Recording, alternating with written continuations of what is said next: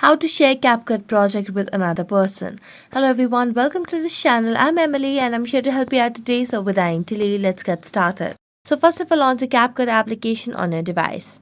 As you launch the Capcut application, here select on any of the project that you want to send over here to other person.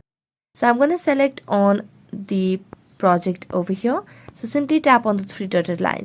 Here you can see the option of share project. So tap on share project and then tap on upload. But as I tap on upload, it says to upgrade the storage to save project. So tap on upgrade now, and here it says that you will require a pro version or the premium version to use this feature. So we're not going to do that, or you can also choose to do that. Next, what you can simply do is download this project and then share it via your Gmail, your WhatsApp, or any other social networking site. So that's it. Thank you so much for watching this video. See you next time.